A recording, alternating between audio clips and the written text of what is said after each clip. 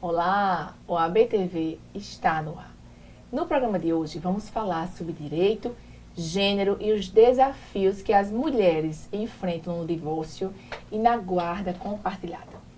Quais são os impactos diferenciados do divórcio para homens e mulheres? E a guarda compartilhada? Tem sido mesmo uma prática igualitária?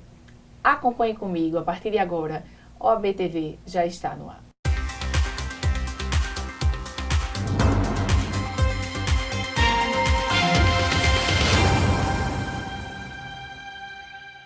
Hoje, em nosso programa, tenho a satisfação de receber a advogada doutora Raíssa Helena, especialista em direito à saúde, direito das pessoas com deficiência e direito das mulheres, presidente da Comissão da Mulher Advogada da OAB Paraíba.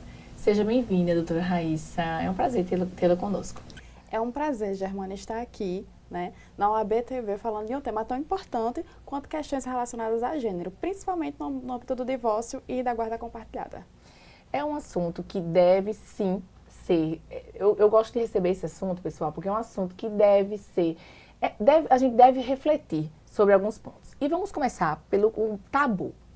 No divórcio, homens e mulheres, você que trabalha nessa área, você que está atuando nessa área, existe algum tratamento igualitário? Como é que você vê na prática?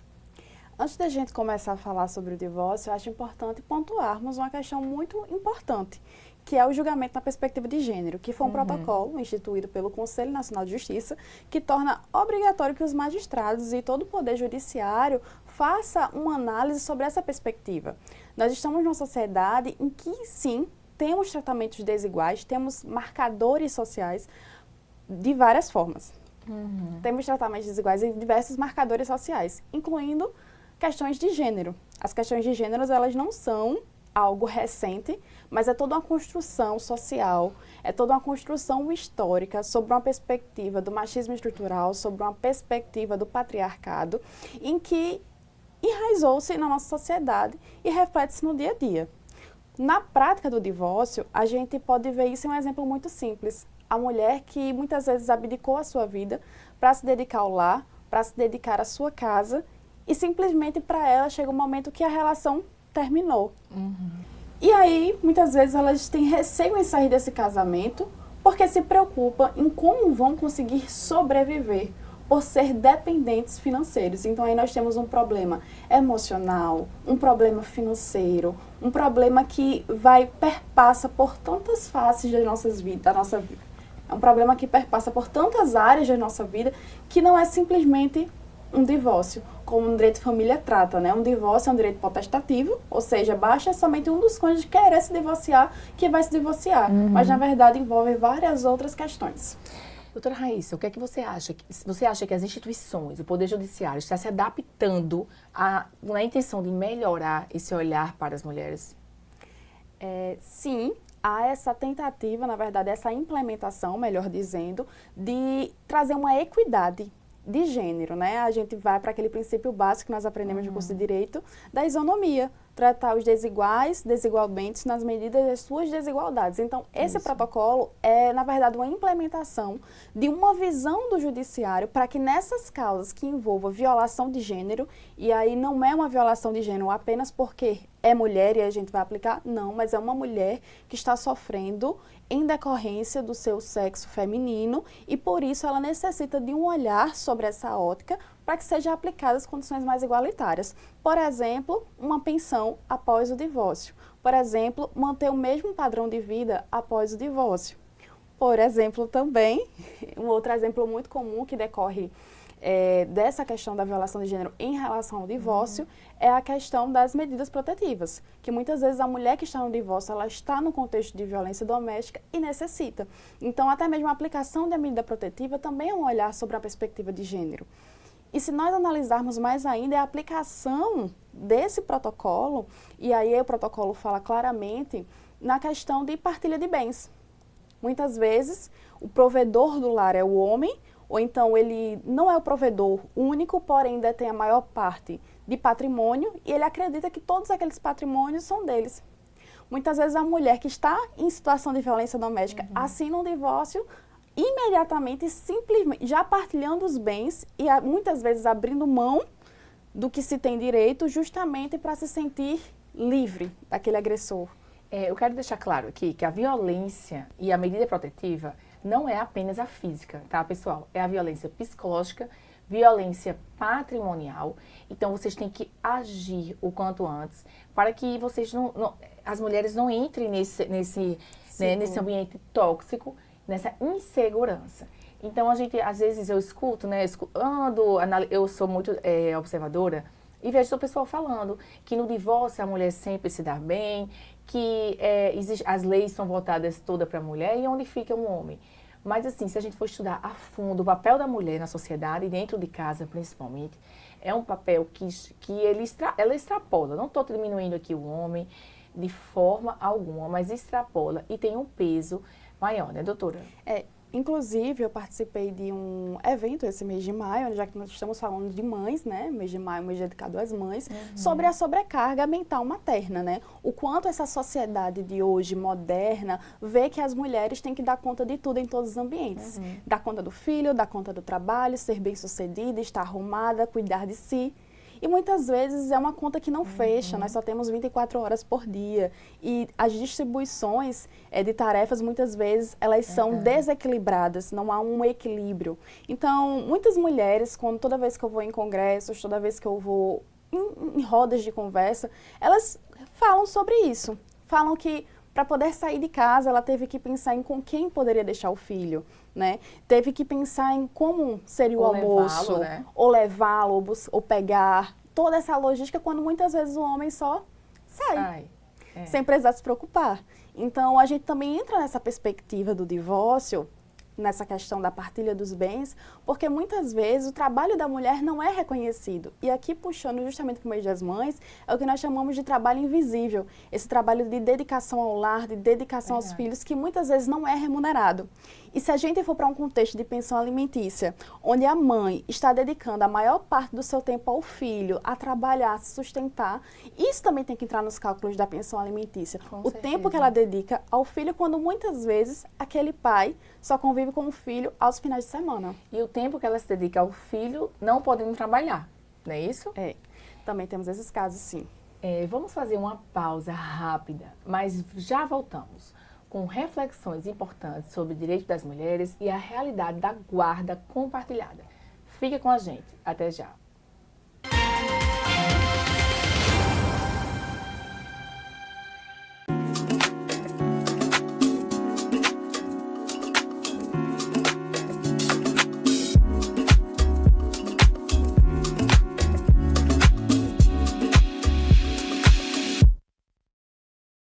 Largar os estudos é um problema que prejudica o futuro dos jovens, mas muitos estudantes acabam saindo da escola porque precisam trabalhar. Por isso, o governo federal criou o Pé de Meia, um incentivo para alunos do ensino médio continuarem estudando. São R$200 para sacar todo mês de aula, mais R$1.000 a cada ano concluído e mais R$200 quando fizerem todas as provas do Enem.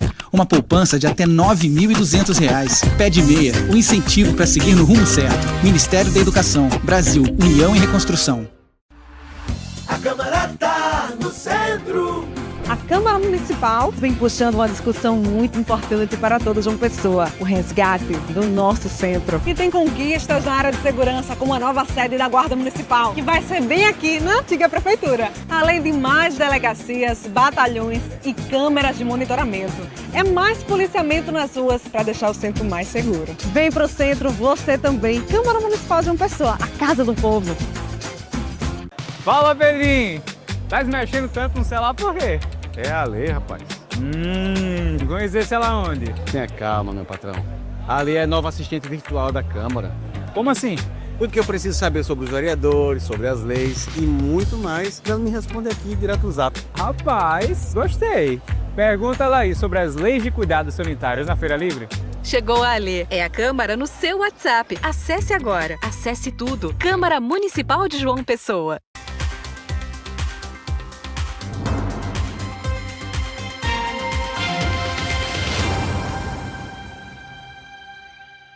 Estamos de volta. E a nossa conversa com a advogada Raíssa Helena segue agora para um tema que merece muita atenção. A guarda compartilhada sobre a perspectiva de gênero, doutora. Estamos vendo aí que a guarda compartilhada agora está sendo muito adotada, não é isso? Ainda assim, essa guarda compartilhada ela acaba pesando mais para a mulher? Qual a sua percepção sobre isso? Então vamos lá. A guarda compartilhada até mesmo foi uma alteração legislativa que fez 10 anos no ano passado, né? Ela é obrigatoriamente aplicada por força do Código Civil justamente quando há dissenso entre os genitores, com o fim de não prejudicar o direito do menor com a convivência paterna de ambos. Então, muitas vezes os genitores eles não conseguem mais conversar, mais dialogar por conta de vários motivos, que aí a gente foi passar o dia enumerando aqui, né? Mas por conta de vários motivos eles não conseguem mais manter um contato, não conseguem mais manter um relacionamento e muitas vezes a criança fica naquele meio. Então, justamente, ela foi aplicada com essa perspectiva, né? Então, muitas vezes, os dois genitores, eles não conseguem dialogar. Aquele diálogo ali está travado por diversos motivos. E aí, o que acontece? Aplica-se a guarda compartilhada para resguardar o direito da criança de conviver com ambos os pais. E a guarda compartilhada, ela veio nessa perspectiva de sempre ser compartilhado o cuidado, de sempre ser compartilhado as responsabilidades, porque muitas vezes essa responsabilidade fica para a mãe. E aí, quando a gente fala de majoração de alimentos, às vezes o genitor paga uma pensão que é ínfima, que muitas vezes não cobre nenhum plano de saúde da criança. E aí a gente vem para uma outra realidade, né? A gente já entrou da guarda compartilhada para os alimentos, que muitas vezes pesa para a mãe, o pai contribui com um valor que não dá com as despesas. Muitas vezes o pai tem condições, mas para a justiça ele apresenta outras justificativas do qual não pode arcar e acredita-se que aquele dinheiro vá para a genitora, mas não, ele é administrado para uso e bem-estar da criança. Para além disso, a gente falou na questão do divórcio sobre o tempo que a mulher dedica. Então, muitas vezes, a guarda compartilhada, quando ela vem com a regulamentação de visitas, essas visitas são sempre aos finais de semana, ou então aos finais de semana alternado. Então, tira-se do tempo da mulher, né, viola muitas vezes o seu direito à intimidade, viola tantas outras camadas da sua vida, o seu eu, o seu existir, de poder ter outros relacionamentos e tudo mais. Então, viola também essa questão da intimidade, né, do direito da mãe de ser mulher, de ter o seu autocuidado, em razão da questão da administração do tempo. Porque o ideal seria que esse tempo ele fosse equilibrado entre os dois genitores. Isso. E um outro ponto que já é comprovado também é que esses desavença entre os pais acaba desaguando em incidente da lei da alienação parental. Então é isso. As pessoas têm que ter a consciência que apesar das desavenças conjugais, né, do marido e da mulher, existe uma criança. Um ser humano que daqui a pouco vai ser adolescente e já um adulto. E como é que vai estar a cabecinha dessa pessoa diante de um puxa para cá, puxa para lá? E saber separar, pessoal. Essa lei, eu acredito, e aí eu vou dar a minha opinião, que essa lei da divisão, né, igualitária, de fica uma semana na casa do pai, da mãe, ela é muito positiva para a convivência com os pais. Porque a convivência de fim de semana não é uma convivência de criação, de educação. Mas basta as pessoas terem consciência e usar dessa atualização e dessa guarda compartilhada da forma mais positiva possível. Mas aí me preocupa muito, doutora, os casos a separação já veio de violência doméstica. O que é que você acha? Você acha que existe alguma não indicação da guarda compartilhada nesses casos? Pois é, geralmente quando a gente tem uma questão de medida protetiva, de violência doméstica contra a genitora, não é interessante a guarda compartilhada porque pressupõe que os dois genitores eles têm que manter o contato. E muitas vezes aquela mulher é vítima de feminicídio. Então, nesses casos é interessante que de fato seja aplicada a guarda unilateral em favor da mãe em razão da violência doméstica, para que evite, né, uma progressão dessa violência e chegue ao óbito de alguma mulher. Eu aproveito esse programa para falar que como é bom que a cada dia mais os pais estão cada vez mais participativos. Viemos de uma sociedade, talvez a do meu pai, a do seu, não sei, onde os pais não participavam tanto efetivamente da criação e cuidado da criança. Hoje em dia, sim, a gente vê pais mais participativos e eu vou aproveitar o programa para parabenizar, sim, esses pais e não dar tanta atenção aos outros pais que não são participativos. Mas existe sim essa parcela da sociedade, onde a gente até chama, né, o pai de Instagram, que chega no fim de semana, tira foto e não chega a ser tão participativo no seu cotidiano. E quais são as ações que estão sendo tomadas e que têm, ao seu ver, que ser tomadas no tocante a esses pais, porque a mãe precisa ter vida também e a criança precisa também dar atenção. Em relação a essa questão de participação dos pais, é um tema bastante importante, né? Quando eu estava grávida, na gestação, em um dos cursos que eu fiz sobre o parto, uma das coisas que foi comentada é que hoje em dia há uma participação ativa dos pais no acompanhamento desse pré-natal, que também é importante, né? Claro. Esse vínculo do bebê ainda dentro do ventre com o pai, né? Essa relação. Então, a gente está, de fato, tomando um rumo para mudar essa questão sobre a criação dos filhos. E isso é extremamente importante, porque é o que eu sempre falo para as minhas clientes. Quando nós estamos falando sobre guarda, nós não estamos falando só sobre você. Nós não estamos falando só sobre o pai, sobre o direito de vocês, mas nós estamos falando sobre o direito da criança de conviver com o pai e ter direito a conviver com a sua família plenamente. Então, hoje em dia, nós temos diversos mecanismos para que um pai ele se torne participativo na vida do filho, para além da presença física. Nós temos a regulamentação das visitas digitais, nós temos a possibilidade também, nesses casos em que o filho está insistindo para a convivência paterna e essa reciprocidade não há de fato, e se torna algo mais como um pai de Instagram, não há essa atenção, a gente pode até mesmo cogitar em uma ação de abandono afetivo, né? Então, essas são as medidas que a gente pode ir tomando, porque é necessário esse convívio, é necessário esse afeto, esse contato, essa representatividade, porque a gente hoje em dia fala muito sobre saúde mental, e tudo isso impacta na saúde mental da criança. Com toda certeza. A gente está chegando ao fim. Eu gostaria, doutora, que você deixasse uma mensagem para aquela mulher hoje que está nos assistindo, pensa em entrar com o divórcio.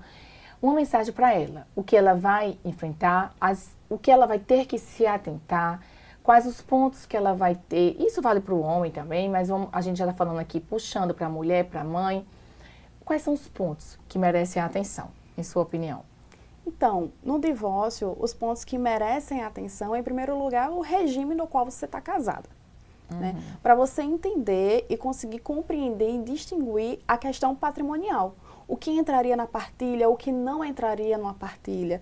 Muitas vezes a questão também da pensão, a gente tem o caso dos divórcios grisalhos, a mulher com 50 anos que veio de uma outra forma, de outra perspectiva de família, ela decide se divorciar, a questão da regulamentação da pensão para aquela divorcianda, né? E em relação à guarda compartilhada, é muitas vezes interessante você alinhar com o genitor da criança como é que ficaria, né, essa questão. E se não houver esse diálogo, pensar numa possibilidade de fazer toda essa intermediação por um terceiro, mas sempre olhar o seu filho, né, ver como ele reage, ver o quanto é importante para aquela criança a convivência paterna ou a convivência materna, para que tenha esses direitos resguardados. E, para além disso, né, um conselho bastante importante que se você é vítima de violência doméstica, e aqui você situa as diversas modalidades de violência doméstica, como ela pode se manifestar, é interessante que você procure a Delegacia da Mulher.